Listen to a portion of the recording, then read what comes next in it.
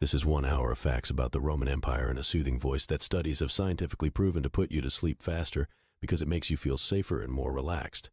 Let's jump into it after you hit like and subscribe so you and others see these videos again. It really helps. Let me know what topic I should put you to sleep with next time. Alright, relax and take a deep breath. The Roman legal system laid the groundwork for many modern legal principles. The 12 Tables, Rome's earliest attempt at a code of law, were instituted in the mid-5th century BCE. These laws were displayed in the Roman Forum and were accessible to all citizens. They established crucial legal principles such as equality before the law, the right to a fair trial, and the concept of private property. These principles influenced Roman legal thinking and were foundational in the development of Western legal systems. The Romans were pioneers in engineering and construction, with their enduring architectural legacy being a testament to their ingenuity. One notable example is the use of concrete in their constructions. Roman concrete was a mixture of lime mortar, volcanic sand, and aggregate, and was far more durable than its modern counterpart. This innovative material allowed them to build large and complex structures such as the Pantheon, with its massive unreinforced concrete dome and the extensive network of aqueducts that supplied water to their cities.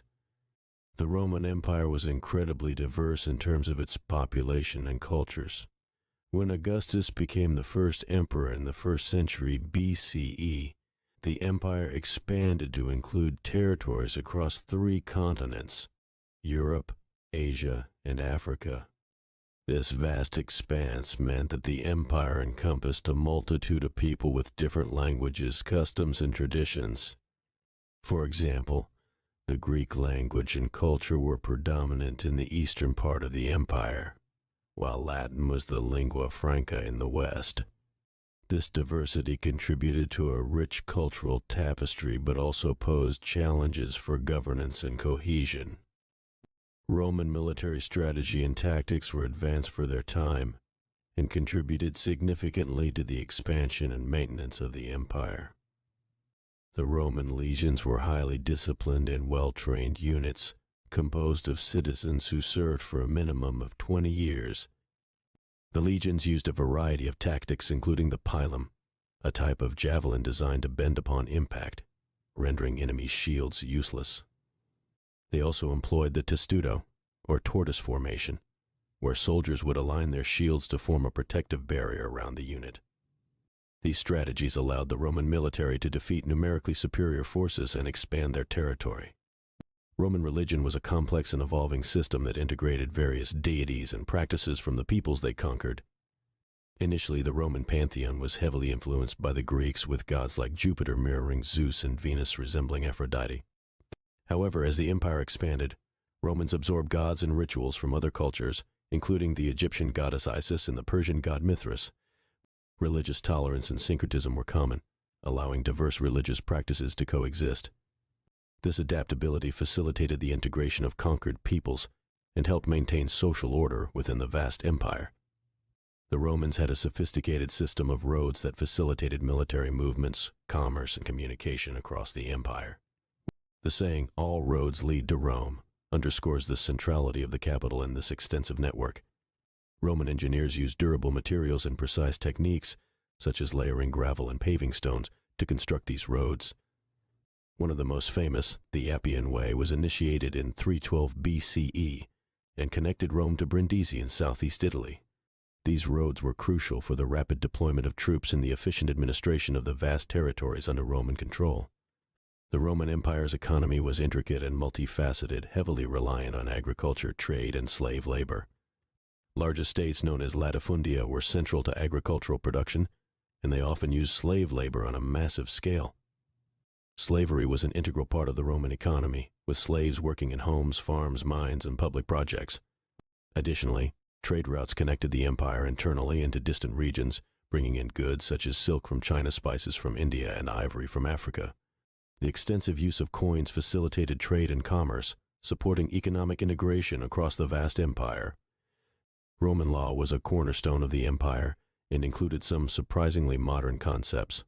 One important principle was innocent until proven guilty, a concept that continues to underpin modern legal systems. Another was the idea that laws should be publicly known, so people could understand and follow them. Jurists or legal scholars were highly respected in Roman society, and their interpretations of the law were influenced by an extensive body of legal literature. These jurists would advise judges, draft legal opinions, and contribute to the development of Roman legal codes, leaving an enduring legacy in Western legal tradition. The Roman bathhouses, known as thermae, were more than just places for bathing. They functioned as social and cultural centers. These large public facilities included various bathing rooms with different temperatures, exercise areas, libraries, and spaces for socializing. The baths were supplied with water through sophisticated aqueduct systems and featured advanced engineering, such as hypocaust for underfloor heating. The baths of Caracalla, one of the largest and most elaborate, could accommodate thousands of bathers and included expansive gardens and galleries. The communal nature of the baths reflected the social norms of Roman public life, encouraging social interaction and community cohesion. The Roman Empire had a significant influence on modern languages, particularly the Romance languages such as Italian, French, Spanish, Portuguese, and Romanian. These languages evolved directly from Latin, the language of Rome. Latin was not only the spoken and written language of the government, literature, and education, but it also served as the liturgical language of the Roman Catholic Church. Even after the fall of the Western Roman Empire, Latin remained influential in various fields, including science, medicine, and law. The linguistic legacy of Rome is evident in the vocabulary, grammar, and syntax of these modern languages, illustrating the long-lasting impact of Roman culture. Roman education laid the foundations for many modern educational practices. Formal education began at home, where children were taught basic reading, writing, and arithmetic by their parents or private tutors. Wealthier families often hired Greek tutors, reflecting the high regard Romans had for Greek culture and knowledge. As children grew older, boys attended schools where they studied subjects like rhetoric, grammar, and philosophy, preparing them for careers in law, politics, and public service. Girls' education was more focused on household management and social graces. The Roman emphasis on rhetoric and public speaking has influenced modern educational systems, particularly in the liberal arts tradition. The Roman postal system, known as the cursus publicus, was a state-operated courier and transportation service established by Emperor Augustus. This system was designed to facilitate communication across the vast Roman Empire. It utilized a network of relay stations situated every few miles along major roads, where couriers could rest and change horses. Official messages and goods could be transported quickly and efficiently across great distances. This system was essential for maintaining administrative control, enabling swift communication between the central government and distant provinces. The cursus publicus is considered a precursor to modern postal systems, highlighting Rome's administrative ingenuity. The Roman calendar, introduced by Julius Caesar in 46 BCE, was a significant reform that aligned the calendar year with the solar year. Known as the Julian calendar, it introduced a 12-month year with 365 days, adding a leap year every 4 years to account for the extra quarter day. This reform corrected the inaccuracies of the previous Roman calendar, which was based on the lunar cycle and had resulted in seasonal drift. The Julian calendar remained in use in Western Europe until the Gregorian reform in 1582 and continues to influence our modern calendar system. The Roman military was not just about legions and battles. Logistics played a key role in their successes. The Romans had an elaborate supply chain to support their armies, ensuring soldiers had food, weapons, and other necessities. Military engineers constructed roads, bridges, and fortifications to facilitate troop movements and supply lines. The use of standardized equipment and the establishment of supply depots allowed for efficient distribution of resources. Additionally, the Romans employed specialized units, such as the frumentarii, who were responsible for gathering intelligence and overseeing logistics. This emphasis on logistical planning contributed significantly to the Roman military's effectiveness and longevity. The Roman Empire had a unique form of government known as the Principate, which combined elements of a republic with the authority of an emperor. Established by Augustus in the 1st century BCE, the Principate maintained the facade of republican institutions, such as the Senate and popular assemblies, while concentrating power in the hands of the emperor. The emperor held imperium, or supreme authority, over the military and government, and his decrees had the force of law. This system allowed for stability and continuity, enabling the emperor to govern effectively while appeasing the aristocracy and maintaining public support. One of the lesser-known aspects of Roman life is the social mobility that existed within certain constraints. While Roman society was hierarchical, with distinct classes such as patricians, plebeians, and slaves, there were opportunities for individuals to improve their social status. Freed slaves, known as liberti, could become wealthy and influential, and their descendants could attain full citizenship. Additionally, successful military service or substantial contributions to the state could elevate a person's status. The granting of Roman citizenship to individuals and communities outside Italy was also a means of integrating conquered peoples and expanding the empire's influence. The practice of gladiatorial combat, which originated as funeral games, became a popular form of entertainment in ancient Rome. These games were held in large arenas such as the Colosseum, where thousands of spectators would gather to watch the violent spectacles. Gladiators were typically slaves, prisoners of war, or condemned criminals, trained in specialized schools for combat. Although they faced high mortality rates, some gladiators achieved significant fame and could earn their freedom. The games served not only as entertainment, but also as a means for emperors to gain public favor and distract the populace from political and social issues. The Romans were adept at urban planning, with the layout and infrastructure of their cities reflecting their organizational skills. Roman cities were characterized by a grid plan with streets intersecting at right angles, creating a network of rectangular city blocks. The city's center typically featured a forum, which served as a political, social, and economic hub, surrounded by important public buildings such as basilicas, temples, and marketplaces. The cities were equipped with advanced infrastructure including aqueducts, sewers, public baths, and amphitheaters. This systematic approach to urban planning facilitated efficient administration, commerce, and public services, setting a standard for future urban development. The Roman Empire's naval power, often overshadowed by its legions, was a crucial component of its military might. The Roman Navy played a key role in securing the Mediterranean, known as Mare Nostrum or RC. It protected trade routes, transported troops, and conducted military campaigns. The Navy was instrumental in the Punic Wars against Carthage, particularly in developing the corvus, a boarding device that allowed Roman soldiers to engage in hand-to-hand combat on enemy ships. Roman naval bases, such as those in Misenum and Ravenna, were strategically positioned to maintain control over the Mediterranean, contributing to the empire's stability and prosperity. The Roman Empire made significant advances in medicine, borrowing heavily from Greek practices and knowledge. Roman physicians such as Galen became renowned for their medical expertise. Galen's extensive writings on anatomy, physiology, and pharmacology influenced medical practice for centuries. The Romans also improved public health through infrastructure such as aqueducts, which provided clean water, and sewage systems that removed waste. Military medicine was well developed, with medici, or military doctors, providing care for soldiers. Field hospitals, known as valetudinaria, were established to treat the wounded. These advancements underscore Rome's contributions to medical knowledge and public health practices. The Romans had a complex system of patronage that influenced social, political, and economic life. Patronage relationships, known as clientela, involved a mutual exchange of benefits between patrons and their clients. Patrons, often wealthy, influential individuals, provided financial support, legal assistance, and protection to their clients. In return, clients offered various services, including political support, labor, and loyalty. These relationships extended to all levels of society, from the emperor and senators to freedmen and plebeians. Patronage networks were essential for political careers, social mobility, and the functioning of Roman society, reflecting the importance of personal relationships and reciprocity. The Roman Empire witnessed several instances of mass immigration and colonization. To secure its borders and consolidate control over newly acquired territories, Rome established numerous colonies throughout its provinces. These colonies were often populated by retired soldiers known as veterans, who were granted land in the new settlements.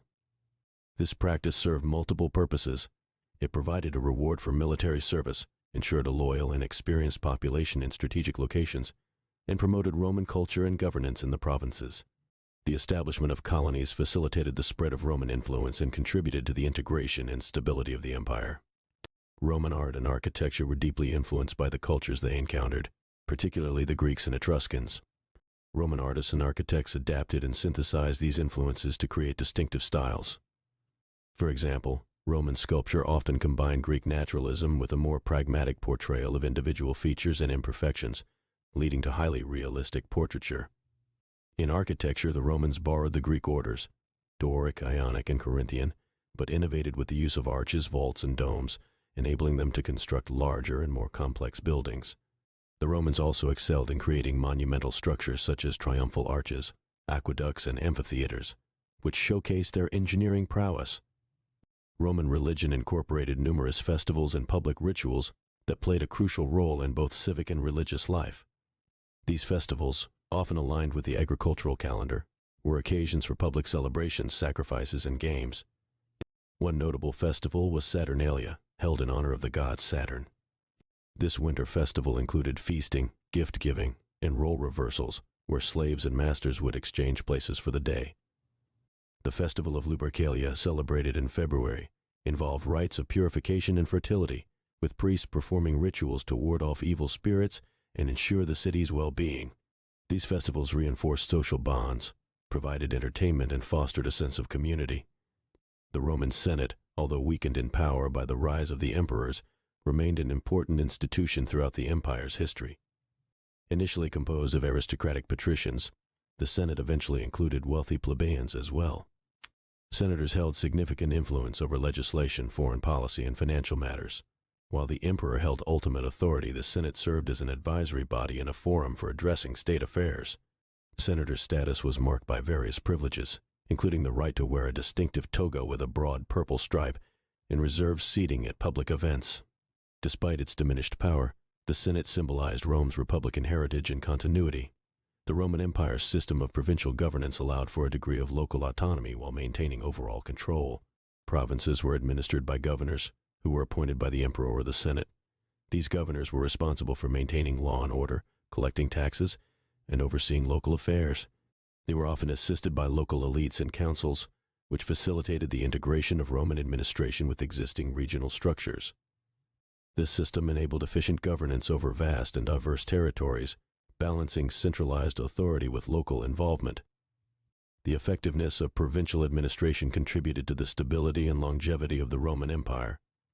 The Roman Empire was known for its codification of laws, which provided a uniform legal framework across its territories. One of the most significant codifications was the Corpus Juris Civilis, or the body of civil law, compiled under the Byzantine Emperor Justinian in the 6th century CE.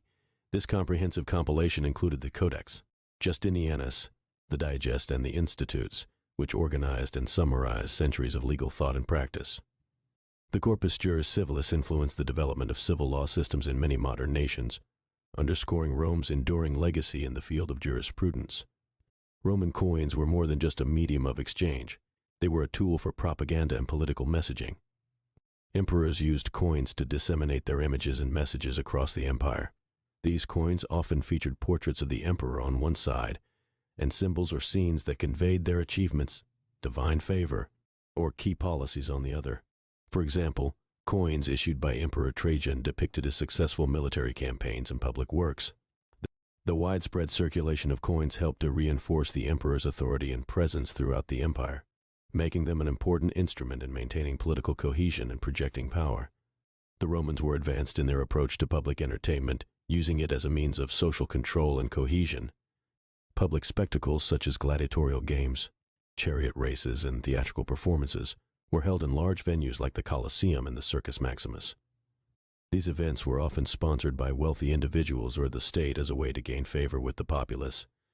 The games served to distract and appease the masses, particularly during times of political or economic stress. Additionally, they reinforced social hierarchies, as seating arrangements were based on social status. These spectacles were integral to Roman public life, reflecting the empire's emphasis on communal experiences and social order. The Romans had a unique approach to literature and education, heavily influenced by Greek traditions. Roman authors such as Virgil, Horace, and Ovid produced works that became classics of Latin literature. Virgil's epic poem, the Aeneid, commissioned by Augustus, celebrated Rome's origins and destiny, serving as a national epic that reinforced Roman values and imperial ideology. Roman education placed a strong emphasis on rhetoric and oratory, skills essential for public life and political careers. Students studied works by Greek and Roman authors, learning to compose speeches and arguments. This literary and educational tradition left a lasting impact on Western culture, shaping the development of European literature and educational systems. The Roman Empire's attitude towards conquered peoples was pragmatic and inclusive. Upon conquering new territories, the Romans often integrated the local elites into their administrative and social structures, granting them Roman citizenship and allowing them to retain a degree of local autonomy. This policy of inclusion helped to stabilize newly acquired regions and facilitated their integration into the empire. The Edict of Caracalla in 212 CE, also known as the Constitutio Antoniniana, extended Roman citizenship to all free inhabitants of the empire, further promoting unity and cohesion. This inclusive approach helped to maintain the empire's stability and fostered a sense of shared identity among its diverse population. The Roman Empire's decline and fall in the 5th century CE were due to a combination of internal and external factors. Internally, the empire faced economic difficulties, political instability, and social unrest. The debasement of currency, heavy taxation, and reliance on slave labor weakened the economy. Political power struggles, corruption, and administrative inefficiencies undermined governance. Externally, the empire faced invasions by various barbarian groups, including the Visigoths, Vandals, and Huns. The sack of Rome by the Visigoths in 410 CE and the deposition of the last Roman emperor, Romulus Augustulus, in 476 CE marked the definitive end of the Western Roman Empire. Despite its fall, the Roman Empire's legacy continued to influence subsequent civilizations in numerous ways. The Roman concept of virtues was significant in their culture, with virtus meaning manliness or excellence, particularly in the context of conduct for men. Virtus was considered a distinguishing quality, encompassing courage, valor, and other martial attributes, but also extending to civic virtues such as wisdom, justice, and temperance. This ideal influenced many aspects of Roman life, from their politics and military to personal conduct, and was often linked to the concept of honor. The Roman army was known for its remarkable engineering skills, not just in constructing fortifications, but also in creating infrastructure like roads, bridges, and aqueducts. These engineering feats were not solely for military purposes. They facilitated communication, trade, and the movement of troops. One notable example is the construction of the Appian Way, a road that connected Rome to Brindisi in southeast Italy, which played a crucial role in both commerce and military strategy. Women in Roman society, particularly those of the upper classes, wielded considerable influence despite lacking formal political power. Figures like Livia Drusilla, the wife of Emperor Augustus, played significant roles behind the scenes.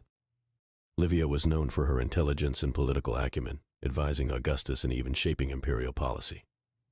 While women could not hold political office, they could own property, manage businesses, and exert influence through their relationships with powerful men. The practice of slavery was deeply ingrained in Roman society, and slaves could be found in various roles, from household servants to skilled artisans and even teachers. Slavery was not based on race but often resulted from conquest, with prisoners of war being sold into slavery.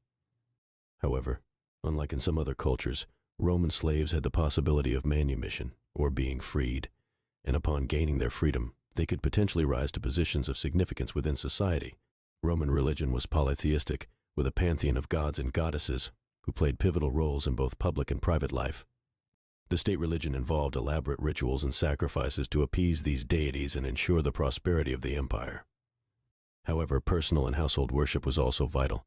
Each family had its own household gods known as the lares and penates, who protected the home and hearth. Roman laws had an enduring impact on legal systems throughout the world.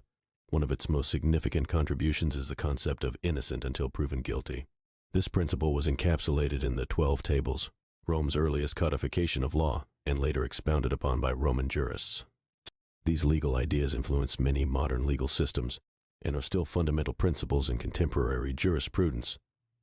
The Colosseum, also known as the Flavian Amphitheater, is one of Rome's most iconic structures. While often noted for its grandeur, it was also an architectural and engineering marvel for its time. The Colosseum featured a complex system of vaults and a seating capacity of around 50,000 spectators. Its design included various innovations like the hypogeum, an underground network of tunnels and chambers used to house animals and gladiators before they were brought to the arena floor. The aqueducts of ancient Rome were monumental engineering achievements that supplied water to urban centers, dramatically improving public health and sanitation. Rome alone had 11 major aqueducts, with some spanning over 60 miles to carry water to the city. The water was used not just for drinking but also for public baths, fountains, and private households. These aqueducts utilized gravity to maintain a continuous flow and featured sophisticated elements like settling tanks to remove sediment. The Roman postal system, known as the cursus publicus, was an advanced state-sponsored courier and transportation network that facilitated efficient communication across the vast empire. Established by Emperor Augustus, it relied on a series of way stations with horses and carriages, ready for use by official couriers, allowing messages to travel up to 50 miles a day. This vast network enabled the administration to maintain control and respond promptly to events across different provinces. The Senate held a paramount position in Roman governance, serving not only as a legislative body but also as an advisory council to the consuls and later the emperors. Senators were typically drawn from elite families and wielded significant influence over political, military, and financial matters. During the Republic, the Senate had considerable power, but even in the imperial period when the emperor held ultimate authority, the Senate's support was crucial for legitimacy in policy making. The practice of damnatio memoriae, or the condemnation of memory, was a form of dishonor in ancient Rome where the Senate could decree that a person be erased from public memory. This could include the destruction of their statues, the removal of their name from inscriptions, and the rewriting of history to exclude their accomplishments. This harsh penalty was often reserved for emperors or prominent individuals who had fallen out of favor or were deemed traitorous. The Roman diet was diverse and varied significantly by social class. While the wealthy indulged in lavish feasts featuring exotic ingredients and imported delicacies, the common people primarily ate cereals, legumes, vegetables, and occasional meat. One staple of the Roman diet was pulse, a porridge made from grains. Another popular food item was garum, a fermented fish sauce used as a condiment to add flavor to many dishes. This diverse culinary tradition reflected Rome's extensive trade networks and cultural integration. The Roman system of education was predominantly aimed at the elite and was heavily influenced by Greek traditions. Initially, education took place at home, but as boys grew older, they attended more formal schools. There were three main stages: the ludus literarius for basic reading, writing, and arithmetic, the grammaticus for literature and language, and the rhetor for advanced studies in rhetoric and public speaking. The education system emphasized eloquence, critical thinking, and civic responsibility, preparing young men for careers in law, politics, and administration. The Roman concept of patronage, or clientela, was a fundamental social system that created networks of mutual obligation and support. Wealthy and powerful patrons would offer protection and benefits to their clients, who in return provided services, loyalty, and various forms of support. This relationship extended into many areas of Roman life, influencing politics, business, and even military affairs. It fostered a sense of community and interdependence while reinforcing social hierarchies. The Roman legion was the backbone of the Roman military machine, consisting of around 5,000 heavily armed infantrymen and supported by cavalry and auxiliaries. Unlike earlier military formations, the legion was highly flexible, organized into smaller units called cohorts.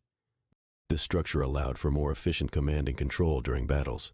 Roman soldiers underwent rigorous training and discipline, and their equipment included iconic items like the gladius's sword and the scutum shield, contributing to Rome's military prowess. The practice of public baths, or thermae, was an integral part of Roman social and cultural life. These baths were not merely places for hygiene but also centers for socializing, relaxation, and even conducting business. Public baths often featured various facilities, including hot baths, cold baths, steam rooms, exercise areas, and spaces for reading or conversing. The baths of Caracalla, one of the largest and most opulent in Rome, could accommodate thousands of bathers and illustrate the significance of this aspect of Roman daily life. The Via Appia, also known as the Appian Way, was one of the earliest and most strategically important Roman roads. Constructed in the late 4th century BC, under the direction of the censor Appius Claudius Caecus, it initially connected Rome to the town of Capua and later extended to Brindisi. The road facilitated the rapid movement of military forces, trade, and communication, playing a crucial role in Rome's expansion and consolidation of power throughout Italy and beyond. The Roman calendar underwent several reforms before becoming the Julian calendar, introduced by Julius Caesar in 46 BC. Prior to this, the Roman calendar was a complicated lunar system that required frequent adjustments. Julius Caesar's reform established a more consistent solar calendar with a year of 365 days and a leap year every 4 years. This calendar greatly improved the accuracy and predictability of timekeeping and was used throughout the Roman Empire, influencing the development of later calendar systems. One of the most intriguing aspects of Roman legal practice was the trial by ordeal, which was occasionally used in cases where evidence was insufficient or disputed. One example was the ordeal of hot water, where the accused would have to retrieve a stone from a container of boiling water. If their hands showed severe burns after a few days, they were considered guilty.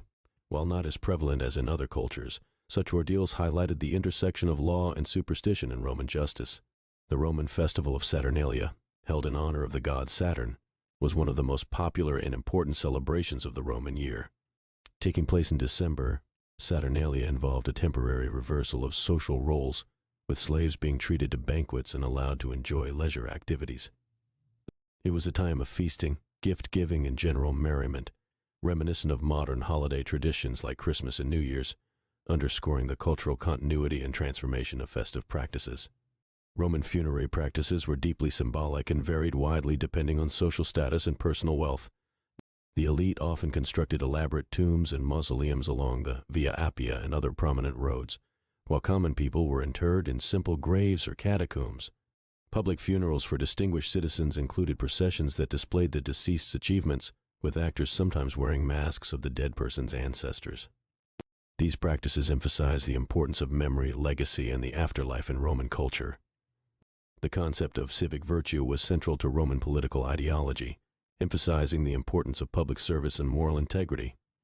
Civic virtue involved prioritizing the common good over personal interests and was considered essential for the health and stability of the republic. This ideal was encapsulated in the careers of statesmen like Cincinnatus, who famously returned to his farm after serving as dictator. Such narratives reinforce the values of duty, humility, and the moral responsibilities of leadership. The Pantheon in Rome, commissioned by Marcus Agrippa during the reign of Augustus and later rebuilt by Emperor Hadrian, is an architectural marvel that has stood for nearly 2 millennia. Its most distinctive feature is the massive dome with a central oculus, which remains the world's largest unreinforced concrete dome. The Pantheon's design, combining a traditional portico with a revolutionary rotunda, influenced countless architectural works throughout history and showcased the Romans' ingenuity in engineering and aesthetics.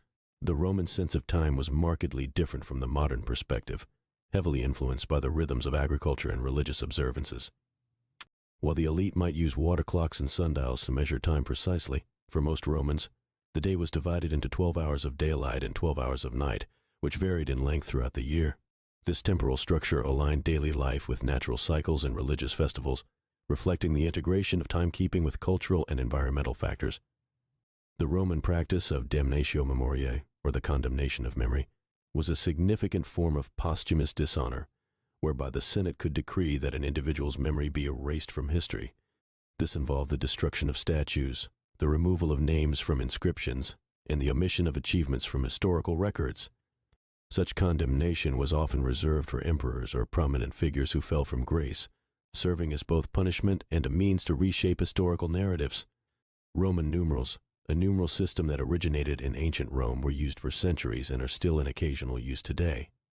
The system employs combinations of letters from the Latin alphabet to represent values, with specific symbols like I for 1, V for 5, X for 10, L for 50, C for 100, D for 500, and M for 1000. Roman numerals were used in various aspects of daily life, from numbering chapters in books and legal documents to marking time on clock faces.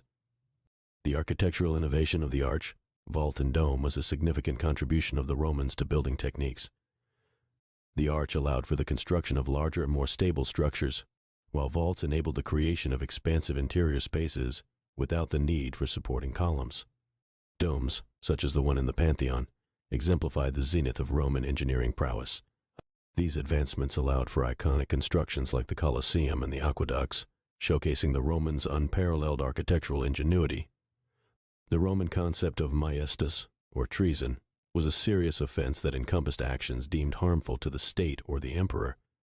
These could include plotting against the emperor, betraying military secrets, or even acts of disrespect towards the sovereign. Accusations of maiestas were often a tool for political maneuvering, used by ambitious individuals to eliminate rivals.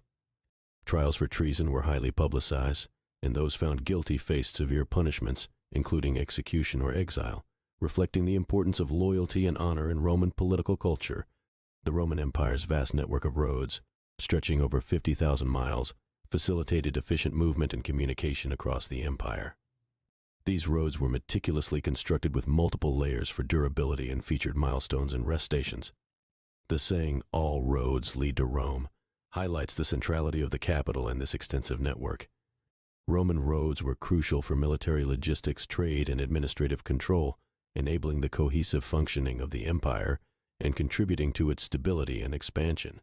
The practice of client kingship was a strategic tool used by the Roman Empire to exert control over distant territories without direct rule. These client kings were local rulers who maintained autonomy in their regions but were expected to support Roman policies and interests. In return, Rome provided military assistance and political backing. One notable example is King Herod of Judea, who renovated the Second Temple in Jerusalem, which underscored the Romans' pragmatic approach to governance, allowing for localized control while ensuring broader imperial cohesion. The Romans had a complex relationship with gladiatorial games, which began as funerary rites but evolved into popular public spectacles. These games were held in large amphitheaters like the Colosseum and involved combat between gladiators, slaves, criminals, and wild animals. Gladiators often became celebrities, and successful fighters could earn considerable fame and wealth. Despite the brutal nature of these events, they were viewed as a demonstration of Roman virtues like bravery and endurance, and served to entertain and unite the populace. Roman medicine was a blend of empirical practices and various traditional remedies, heavily influenced by Greek medicine. Practitioners like Galen, a prominent physician, made significant contributions to medical knowledge, including anatomy and surgical techniques. Roman military hospitals, known as valetudinaria, were established to care for wounded soldiers, reflecting the importance of health and maintaining an effective fighting force. Public health measures such as the construction of aqueducts and sewer systems also highlighted the Roman commitment to urban health and hygiene. The Vestal Virgins, a group of priestesses dedicated to the goddess Vesta, played a crucial role in maintaining the sacred fire in the Temple of Vesta in Rome. Chosen between the ages of 6 and 10, these girls served for 30 years, during which they took a vow of chastity. The Vestal Virgins were highly respected and held a privileged position in Roman society, with the responsibility of ensuring the prosperity and stability of the state. Their presence underscored the centrality of religious rituals in Roman public life. The Roman Empire's economy was complex and multifaceted, characterized by a mix of agricultural production, trade, and industry. Agriculture, particularly grain production, was the backbone of the economy, with vast estates worked by slaves and tenant farmers. Trade routes extended across the Mediterranean and into Asia, facilitating the exchange of goods such as spices, silk, and precious metals. Roman currency, including coins minted in gold, silver, and bronze, facilitated commerce and tax collection, underscoring the empire's economic sophistication. The Roman triumph was a grand ceremonial procession celebrating a military commander's victory sanctioned by the Senate. The victorious general, or triumphator, would ride in a chariot through the streets of Rome with his army, captives, and spoils of war. The procession culminated at the Temple of Jupiter on the Capitoline Hill, where sacrifices were made. Triumphs were highly theatrical events that demonstrated the power and glory of Rome, reinforcing the military and political prestige of the triumphator and the state. One unusual aspect of the Roman Empire was its system of public baths, which were an essential part of Roman life. Unlike modern-day spas, these baths were multifaceted complexes that included steam rooms, exercise areas, shops, and libraries.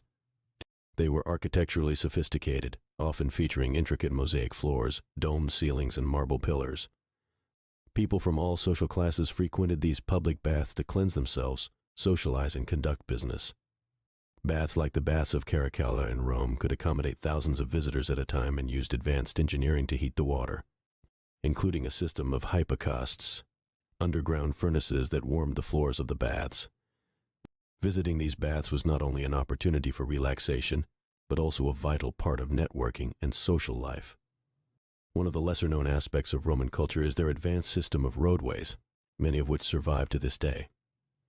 Roman roads were not only expertly constructed, but also innovatively designed for durability and efficiency. The Romans employed a layered technique that included a base of sand or clay, covered by a layer of gravel, and topped with carefully fitted stone slabs.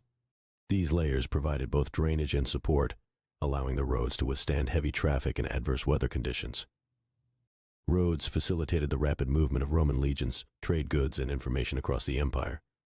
The saying, "all roads lead to Rome," is grounded in the reality that Roman engineering made the city the central hub of an expansive and well-connected empire. The Roman Empire was known for its sophisticated legal system, which forms the basis of many legal systems used worldwide today.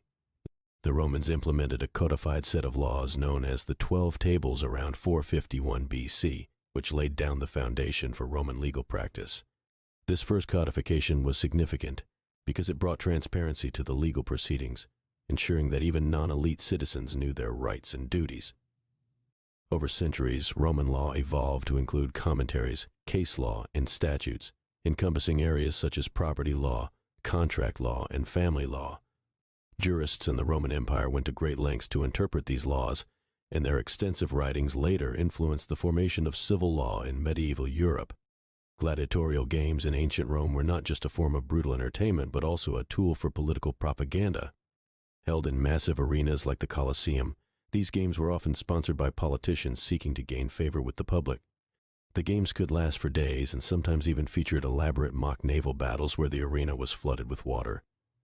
The combatants, or gladiators, were typically slaves, prisoners of war, or condemned criminals, although some volunteered for the potential prize money and glory.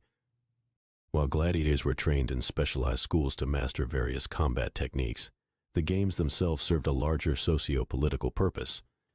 They were a way for the state to demonstrate its power and for the politicians to curry favor among the masses by putting on a spectacular show. The Roman postal system, known as the cursus publicus, was an incredibly advanced network for its time, facilitating communication across vast distances.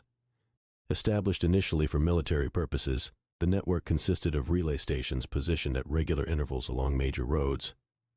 These stations provided fresh horses and accommodations for couriers carrying state messages and official documents.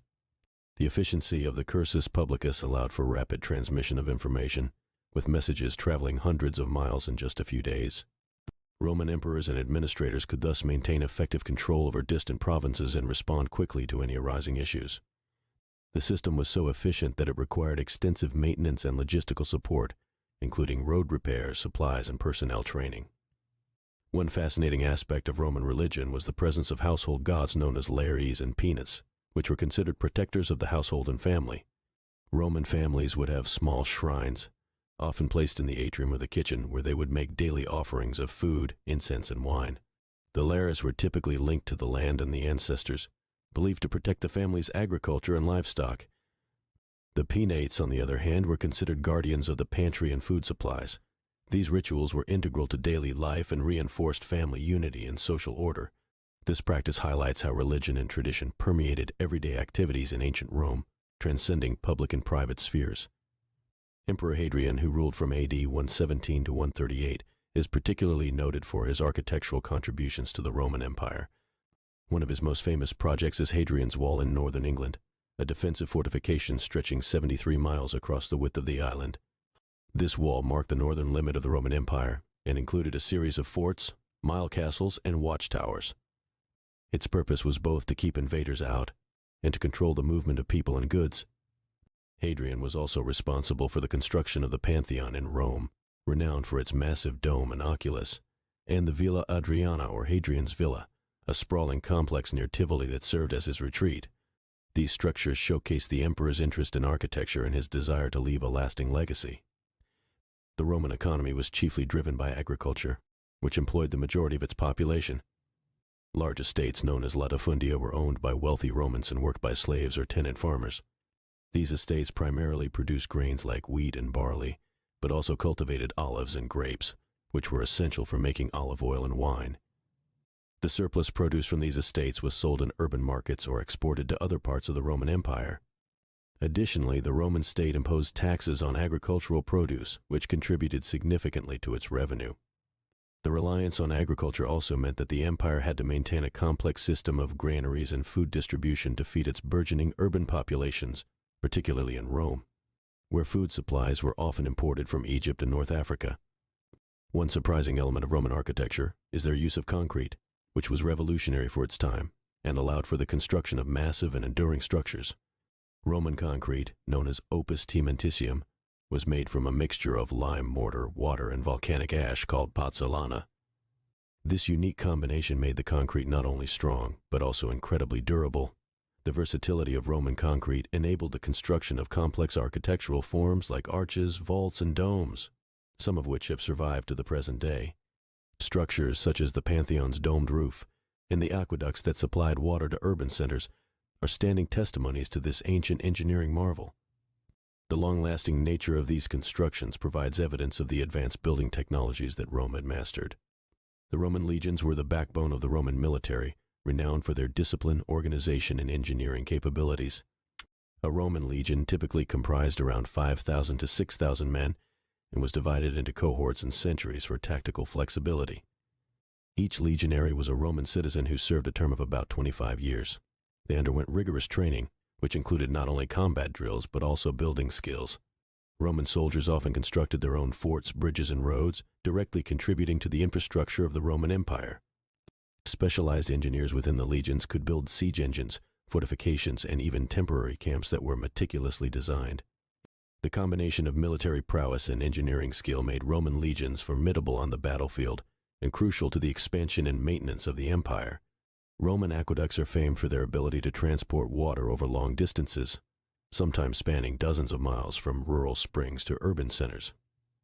These impressive structures used a subtle gradient to maintain the flow of water, supported by a series of arches that allowed them to traverse valleys and uneven terrain. The most famous example is probably the Pont du Gard in France, which stands as a testament to Roman engineering prowess.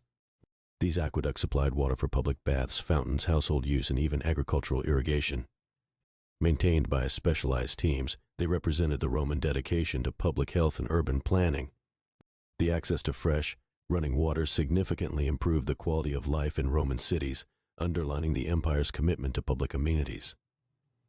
The culture of patronage in ancient Rome was a reciprocal relationship between patrons or wealthy elites and their clients, who were often lower status individuals. This social system played a crucial role in Roman politics, business, and social life. Patrons provided their clients with financial support, legal assistance, and protection.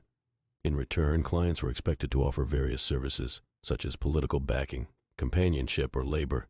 This relationship was formalized through mourning rituals known as salutatio, where clients would visit the homes of their patrons to offer their respects and seek favors. This system of patronage influenced every level of Roman society, reinforcing hierarchical structures while also building networks of obligation and loyalty. Therefore, it highlights the complex interplay of power, social stratification, and mutual dependence in the Roman Empire. Women in the Roman Empire had more rights and social standing than is commonly perceived, although they were still considered to be under the authority of their male relatives. Women could own and inherit property, conduct business, and were often involved in managing household estates, especially in the absence of male family members. Influential women like Livia Drusilla, the wife of Emperor Augustus, played essential roles in politics and public life, often acting as advisors or behind-the-scenes power brokers. While their public roles were limited compared to men, Roman women participated in religious rituals and public ceremonies and could influence social and familial decisions. Over time, the status of women evolved, reflected in the gradual increase in their legal rights and social opportunities. One of the more intriguing yet lesser-known aspects of Roman life is their use of communal toilets, known as latrines, which were a common feature in public baths and large residential complexes. These latrines were advanced for their time, featuring bench-like seats with holes and often a steady stream of water running underneath for drainage. Communal sponges on sticks were used for sanitation, although these devices were shared among users.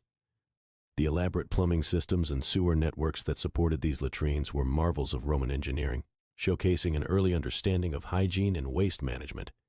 The existence of these facilities highlights how the Romans placed importance on public health and social interaction, even in matters of personal hygiene, which was quite advanced compared to many societies of the time. One remarkable aspect of Roman religious practice was the presence of state-sponsored cults, which served both religious and political functions. The most prominent of these was the imperial cult, wherein emperors were often deified after their deaths and worshipped alongside traditional Roman gods. Temples dedicated to emperors were built throughout the empire, and rituals honoring the deified emperors helped to legitimize the authority of the current ruler. Another notable state cult was that of Vesta, the goddess of the hearth, whose temple in Rome housed the eternal flame. The Vestal Virgins, priestesses of Vesta, were tasked with maintaining this flame, and their role was considered vital for the security and stability of Rome. These state cults fostered a sense of unity and reverence for Roman traditions and authority. One striking element of Roman art is the extensive use of mosaics, intricate designs made from small pieces of colored stone, glass, or ceramics called tesserae. Mosaics adorn public buildings, private homes, and even bathhouses, often depicting scenes from mythology, daily life, or nature. These artworks were more than just decorative. They also served to display the wealth and cultural sophistication of their owners. Mosaics were typically created by skilled artisans who meticulously arranged thousands of tesserae into detailed and vibrant patterns. Some of the most famous examples include the Alexander mosaic in Pompeii and the intricate floor mosaics of the Villa Romana del Casale in Sicily. The durability and intricate detail of these mosaics make them invaluable for understanding Roman culture and aesthetics. Roman funerary practices were elaborate and varied, reflecting the complex beliefs about the afterlife. Wealthy Romans often built grand tombs and mausoleums along the roads leading out of the city, creating necropolises or cities of the dead. These tombs were decorated with inscriptions, sculptures, and frescoes celebrating the life and achievements of the deceased. The poor, in contrast, were often buried in communal graves with simpler rites. Cremation was widely practiced, with the ashes placed in urns and stored in columbarium niches. Over time, inhumation or burial of the body became more common, especially with the rise of Christian influence. Funerary feasts and rites were performed to honor the dead and ensure their peaceful transition to the afterlife, illustrating the Romans' profound respect for their ancestors and the dead. The practice of triumphs in ancient Rome was a grand and elaborate ceremony held to celebrate and sanctify the military achievements of a returning general. A triumph was the highest honor that could be bestowed upon a Roman military commander and required a decree from the Senate. The celebration began with a procession through the city, starting from the Field of Mars, passing through the Circus Maximus and ending at the Temple of Jupiter on the Capitoline Hill. The triumphant general would enter the city on a magnificent chariot, dressed in royal purple and laurel wreaths, followed by his legions, captives, and spoils of war. The streets were filled with cheering citizens, music, and festivities. This ceremonial parade served not only as recognition of military prowess, but also as a powerful political message reinforcing the might and glory of Rome. Roman engineering was responsible for some of the most impressive feats in ancient architecture, including the famous Roman arches. Unlike earlier civilizations, the Romans mastered the true arch, enabling them to construct massive and durable structures. Arches were used extensively in building bridges, aqueducts, and monumental buildings like the Colosseum. The keystone, the central piece of the arch, distributed weight evenly, allowing the structure to support immense loads. This innovation led to the development of the vaulted ceiling and the dome, culminating in engineering marvels like the Pantheon with its vast unsupported dome. By mastering the arch, the Romans greatly expanded the possibilities of architectural design and construction, leaving a legacy that influenced centuries of building practices. Roman glasswork was both technologically advanced and artistically significant, contributing to the everyday life and luxury of many Romans. Techniques like glassblowing, which was developed in the 1st century BC, allowed artisans to create a variety of shapes and sizes, making glass more accessible to the population.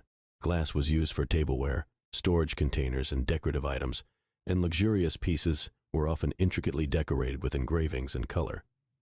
One striking example is the Portland vase, a masterpiece of cameo glass that showcases the high level of skill and artistry achieved by Roman glassmakers. Glass windows were also used in buildings, a significant innovation for the time. This widespread use of glass reflects both the technological advancements and the aesthetic values of the Roman Empire. The Roman Empire's approach to education was systematic and emphasized rhetoric, public speaking, and philosophy.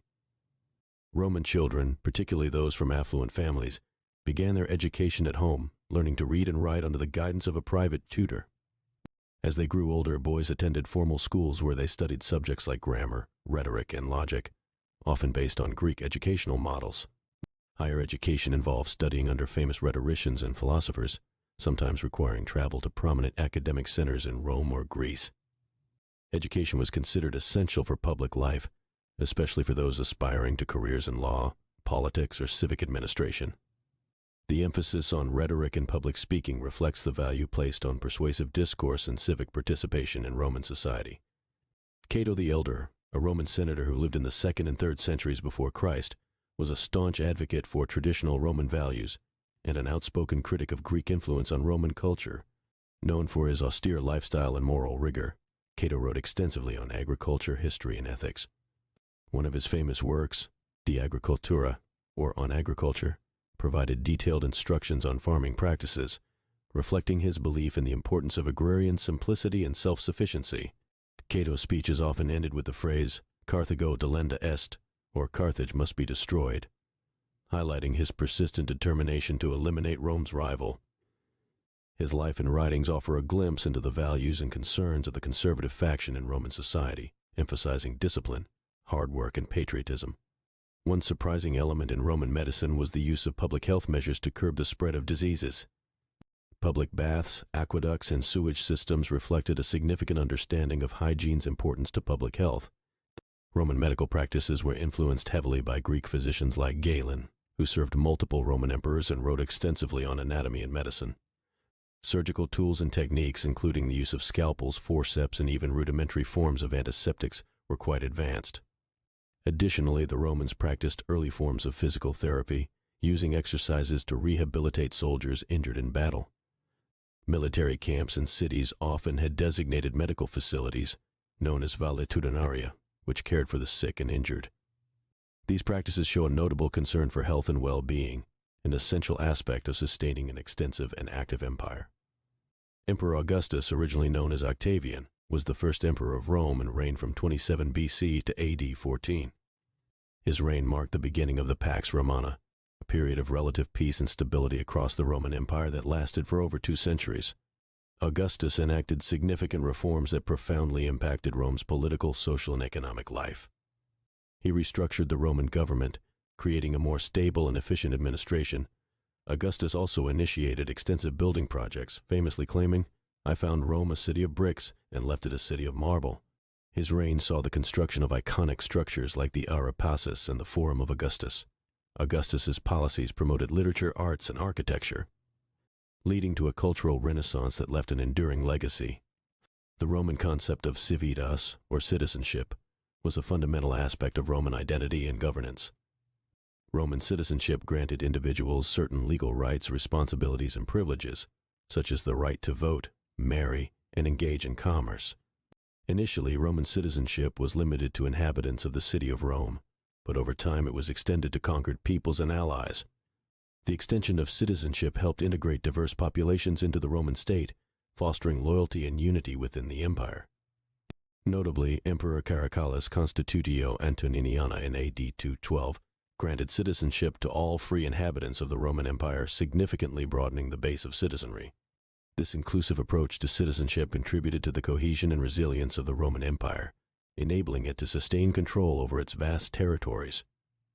Roman gladiators, famous for their brutal combats in arenas, came from various backgrounds, including slaves, prisoners of war, and even volunteers seeking fame and fortune.